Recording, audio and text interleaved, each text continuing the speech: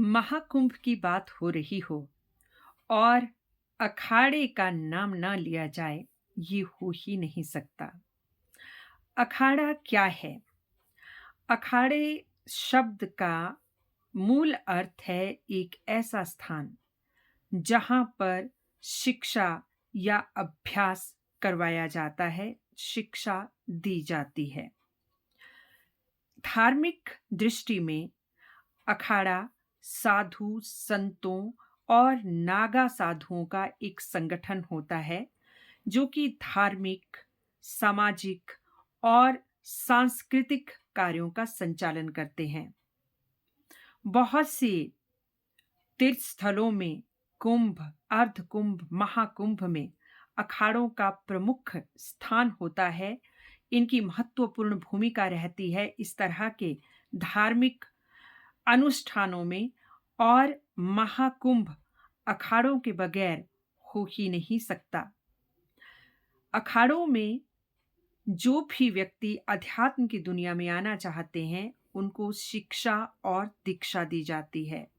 इनका संचालन महंतों द्वारा किया जाता है। महामंडलेश्वर अखाड़ों के जो प्रमुख होते हैं, उनके द्वारा भी इनका संचालन किया जाता है। और जितने भी धार्मिक, सामाजिक और सांस्कृतिक व्यवस्थाएं हैं, इनको बनाए रखने में अखाड़ों की एक प्रमुख भूमिका होती है। साथ में जो नागा साधु हैं अखाड़ों के, वो सनातन धर्म के सैनिक के रूप में भी कार्य करते हैं और जब भी धर्म पे, सनातन पे, अपने देश में कोई संकट आए तो ये हथियार उठाकर आगे निकल जाते हैं और त्वरित इनके अंदर सैन्य संगठन होता है, एक स्वाभाविक सैन्य संगठन होता है कि जिसके चलते अगर कभी धर्म के ऊपर गिद्ध मंडराते हुए दिखाई दें तो इन गिद्धों के पर काटने में ये अखाड़ों के जो साधु होते हैं, संत होते हैं, ये पीछे नहीं रहते। तो अगर ये शास्त्र जानते हैं तो शस्त्र चलाना भी जानते हैं। यूं तो भारत में बहुत सारे अखाड़े हैं, लेकिन 13 अखाड़े प्रमुख रूप से हैं जिनके मैं नाम बताना चाहूंगी। ये जो 13 अखाड़े हैं, ये कुछ अखाड़े शैव शैव को मानते हैं, कुछ वैष्णव को मानते हैं और कुछ उदासीन हैं, किसी को भी नहीं मानते। तो जो शैव अखाड़े हैं वो 7 अखाड़े हैं शैव के, और जो वैष्णव अखाड़े हैं वो 3 हैं, और उदासीन अखाड़े जो कि किसी देवी देवता को नहीं मानते, ऐसे भी साधु संतों के अखाड़े हैं जो कि 3 हैं, यानी कि 7 शैव, 3 वैष्णव और 3 उदासीन। तो जो प्रमुख 13 अखाड़े हैं वो अखाड़े हैं श्री पंचदशनाम जूना अखाड़ा, श्री पंचदशनाम महानिर्वाणी अखाड़ा, श्री पंचदशनाम अटल अखाड़ा, श्री पंच अग्नि अखाड़ा, श्री पंच निरंजनी अखाड़ा, श्री पंच आनंद अखाड़ा, श्री पंच ओवान अखाड़ा, श्री पंच वैरागी अखाड़ा, निरंजनी वैरागी अखाड़ा, श्री पंच दिगंबर अखाड़ा, श्री पंच निर्मोही अखाड़ा, उदासीन अखाड़ा और निरंजनी अखाड़ा। ये 13 प्रमुख नाम हैं अखाड़ों के, साधु संतों और नागा साधुओं के। अब अभी शुक्रवार को किन्नर अखाड़ा सबकी दृष्टि में आया और एकदम किन्नर अखाड़े की तरफ सबका ध्यान कौंध गया। किन्नर अखाड़ा किन्नर समुदायों का एक नया अखाड़ा है और इसने अपना ध्यान, सबका ध्यान अपनी ओर तब खींचा जबकि एक दशक में सिने तारिका रही हुई ममता कुलकर्णी, जिसका जीवन सनसनीखेज भी रहा है और बहुत सारी चीजों से जुड़ा हुआ है, जब वो किन्नर अखाड़े की महामंडलेश्वर बनती हैं, त्रिवेणी में अपना पिंडदान करती हैं और उसके बाद महामंडलेश्वर बनती हैं तो सबका ध्यान किन्नर अखाड़े की तरफ आया। तो बात करती हूँ किन्नर अखाड़े की। किन्नर हमारे समाज का वो समुदाय है। एक समय था जब इनको तिरस्कार की दृष्टि से देखा जाता था और संविधान में भी इनके लिए कोई अधिकार नहीं थे, कोई खास कुछ नहीं था। यहाँ तक कि माता-पिता को भी जब मालूम पड़ता था कि उनका बच्चा किन्नर है, तो उनसे घृणा करने लगते और उस घृणित ज़िंदगी में जीते हुए किन्नर समाज जिसको कि जिसका कोई कसूर नहीं है, वो प्रकृति प्रदत्त हैं, जिस तरह से वो इस दुनिया में लाए गए या जिस तरह से आए, उसमें उनका कोई हाथ नहीं था।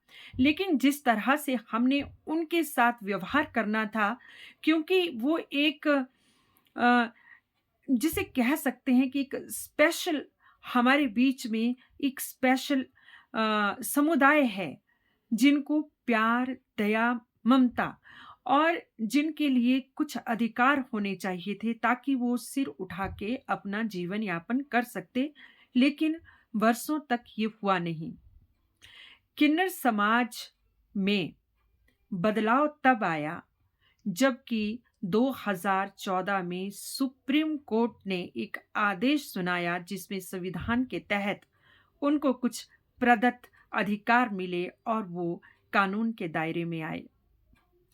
जब किन्नर समाज को वो अधिकार मिले तो किन्नर समाज फिर सुर्खियों में आया। समाज की दृष्टि उनके प्रति बदली। हालांकि किन्नरों को हम ज़्यादातर किन्नरों को ये देखते हैं कि वो ब्याह शादियों में या जिनके घर बच्चा जन्मता है तो उनको बधाई देने आते हैं, बच्चों को दुआएं देने आते हैं। कुछ किन्नर पटरियों पे या जो चौराहे हैं वहाँ भीख मांगते भी दिखाई देते हैं। कुछ किन्नर कुछ और ऐसे काम भी करते हैं जिनका मैं जिक्र नहीं करना चाहूँगी। लेकिन अब जो समाज है, जैसी उनके साथ स्थिति बनती है, वो किन्नर हो चाहे आम मनुष्य हैं, जैसी स्थिति बनती है वैसे ढल जाते हैं और उसी कार्य को अपना लेते हैं, जो अच्छा हो भी सकता है, नहीं भी हो सकता है। तो किन्नरों को संविधान में तो प्रदत्त अधिकार मिल गए और समाज की दृष्टि भी उनके प्रति बदली। लेकिन किन्नर समाज ये चाहता था कि समाज से उनको सम्मान भी मिले कि जिस सम्मान के अधिकारी वो हैं। तो फिर उन्होंने अखाड़े की स्थापना की, वो सिर्फ इसलिए कि वो सनातन धर्म का प्रचार प्रसार कर सकें और इसलिए भी कि किन्नर समाज को आम जो लोग हैं उनकी दृष्टि में सम्मान दिला सकें। और जो भटके हुए किन्नर हैं, जो इधर-उधर भीख मांगते हैं, जो कि किन्नरों को सुहाता नहीं, जो उनका समाज है, लेकिन वो ये काम करते हैं, कई रेड लाइट्स पे काम करते हैं, कई कुछ और भी कामों में संलिप्त हैं। तो उन भटके हुए किन्नरों को राह दिखाने के लिए और किन्नर समाज को इस समाज में एक सम्मान देने के लिए किन्नर अखाड़ा की स्थापना की गई 2015 में, जबकि उन्हें 2014 में संविधान द्वारा प्रदत्त अधिकार भी मिल चुके थे। किन्नर अखाड़े को जूना अखाड़े का उनके ऊपर आशीर्वाद रहा। तो 2000 फिर 13 अक्टूबर 2015 को किन्नर अखाड़े का निर्माण हुआ। 2016 में हरिगिरि महाराज की कृपा से उज्जैन में कुंभ में पहली बार किन्नर अखाड़े ने अपनी जो है उपस्थिति दर्ज करवाई।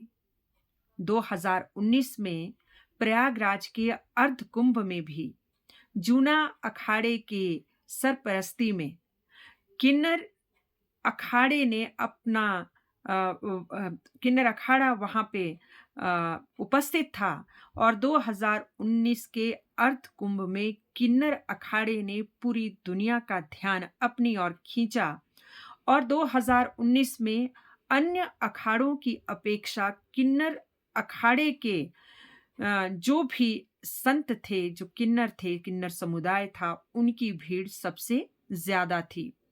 उसके बाद हरिद्वार के कुंभ में भी किन्नर समुदाय 2021 में उन्होंने अपनी उपस्थिति दर्ज करवाई और अब 2025 सदी का महाकुंभ जो 144 वर्ष के बाद आ रहा है, किन्नर अखाड़ा एक बार फिर से सुर्खियों में आया है क्योंकि इसमें सिन्ने तारिका, एक दशक की रही हुई ममता कुलकर्णी, किन्नर समाज, किन्नर अखाड़े की अचानक ही महामंडलेश्वर घोषित कर दी जाती हैं, उनका पिंडदान किया जाता है और उसके बाद वो महामंडलेश्वर घोषित कर दी जाती हैं। हालांकि किन्नर अखाड़े के कुछ जो लोग हैं, अभी वो उसके विरोध में ही हैं। वो इस बात से सहमत नहीं है कि उसे महामंडलेश्वर बनाया गया। लेकिन ममता कुलकर्णी कहती हैं कि वो बहुत अरसे से आध्यात्म की दुनिया में आ चुकी हैं, संन्यास की दुनिया में आ चुकी हैं। 1 दशक तक ब्रह्मचर्य का उन्होंने पालन किया है, उनकी कड़ी परीक्षाएं भी ली गई हैं और वो ये भी कहती हैं कि महाकाली और महादेव के आशीर्वाद से ही वो महामंडलेश्वर बनी हैं। उन्हीं ने वो दिन निश्चित किया था, इसके लिए उन्होंने स्वयं कुछ भी नहीं किया। वो ये भी कहती हैं कि जब उन्होंने फ़िल्में छोड़ी, इस अध्यात्म की दुनिया में कदम रखा, संन्यास की दुनिया में कदम रखा, तो उनके पास पच्चीसों फ़िल्में थीं, ऐसा नहीं था कि उनके पास काम नहीं था। जिससे कि हमें ये भी पता चलता है कि इस ओर सोचने में भी हम विवश होते हैं कि हम चाहे पैसों की दुनिया में हों, हम चाहे इस बॉलीवुड की दुनिया में हों, चाहे कितने भी पढ़े लिखे हों, कितने अमीर हों, लेकिन हमारा मन आखिर में शांति की खोज में होता है, आखिर में ईश्वर की खोज में होता है। तो इस तरह से ममता कुलकर्णी के महामंडलेश्वर बनने से किन्नर अखाड़ा सुर्खियों में आया। किन्नर अखाड़े की जो महामंडलेश्वर जो पहले की थी, वो ये भी कहती हैं कि किन्नर अखाड़े में जिनको शामिल किया जाता है, उनसे ये शपथ ली जाती है कि वो पहले जो कार्य कर रहे थे, उनको वो छोड़ देंगे। दूसरा, इनके कहते हैं कि किन्नर अखाड़े भी भारत में 13 अखाड़े हो चुके हैं। तो कहते हैं कि इन 13 अखाड़ों के जो भी महामंडलेश्वर हैं, उनसे उनको किसी न किसी से दीक्षा लेनी होगी और उसके बाद जो किन्नर अखाड़े के नियम हैं, उनका भी उनको पालन करना होगा। सनातन धर्म का प्रचार करना होगा और सनातन धर्म के ये प्रचारक होंगे। ममता कुलकर्णी को भी इन्होंने सनातन धर्म और किन्नर अखाड़े के प्रचार प्रसार के लिए महामंडलेश्वर नियुक्त किया है। तो इस तरह से किन्नर समाज धीरे धीरे धीरे धीरे हमारे समाज को मान्य होता जा रहा है और जब साधु संतों ने इनको अपना लिया, साधु संतों ने किन्नर समाज को सम्मान दे दिया, तो उसके बाद जो बाकी का सांसारिक समाज है, वो अपने आप ही इनको सम्मान देने लग जाएगा, बल्कि देने लग चुका है। आज कितने ही किन्नर हैं जो राजनीति में प्रवेश कर चुके हैं, जो बड़ी-बड़ी पदवियों पे हैं, जो शिक्षा ग्रहण कर चुके हैं। कितने ही किन्नर हैं जो एनजीओज़ चला रहे हैं, कितने ही किन्नर हैं जो कि अनाथ बच्चों को सहारा दे रहे हैं और कितने ही किन्नर हैं जो अपने जैसे, जो उनके अपने जैसे पैदा होते हैं, उनको प्यार देते हैं, ममता देते हैं, अपने समुदाय में ले लेते हैं, एडॉप्ट कर लेते हैं और इस तरह से एक दूसरे के प्रति ईश्वर प्रदत्त हैं, ईश्वर की तरह किन्नर हैं। समाज के ठुकराए हुआ एक ऐसा समुदाय जिन्होंने अपने आप ही एक नया समाज तो खड़ा कर दिया, बल्कि साथ ही इन्होंने किन्नर अखाड़े की भी स्थापना कर दी, उसे चलायमान कर दिया और उसे मान्यता भी दे दी। कहते हैं कि किन्नर समुदाय न केवल इस युग में, बल्कि त्रेता युग जबकि रामायण काल था, द्वापर युग जबकि महाभारत काल था, तब भी इनका अस्तित्व था। और मान्यता है कि जब राजा दशरथ को पुत्र प्राप्ति हुई थी, श्री रामचंद्र जी भरत लक्ष्मण शत्रुघ्न हुए थे, तो भी किन्नर समुदाय वहां आए थे। उन्होंने श्री रामचंद्र जी को आशीर्वाद दिया था, दुआएं दी थी और दशरथ जी के घर महल में बधाई गाई थी।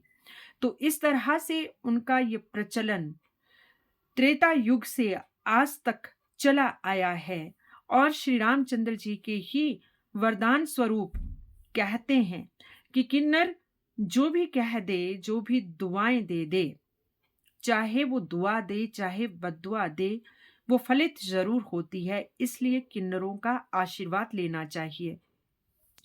कहते हैं कि जब श्री रामचंद्र जी वनवास को गए थे तो उनके पीछे पीछे अयोध्यावासी पीछे पीछे आ गए थे और कुछ किन्नर भी आ गए थे। तो तमसा नदी के तट पे उन सब को सोता हुआ छोड़कर श्री रामचंद्र जी चुपके से सीता, लक्ष्मण और सुमंत्र के साथ आगे निकल गए थे।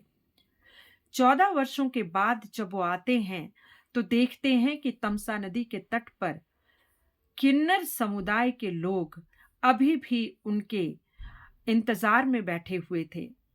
जब श्री रामचंद्र जी ने उनको पूछा कि आप यहाँ क्यों बैठे रहे, आप वापस अयोध्या क्यों नहीं गए, तो उन्होंने कहा कि प्रभु, आपने तो सिर्फ पुरुषों और औरतों को जाने के लिए कहा था, हम तो उस श्रेणी में है ही नहीं, हमारे लिए कोई आज्ञा नहीं थी, तो हम आपका इंतजार करते ही रह गए।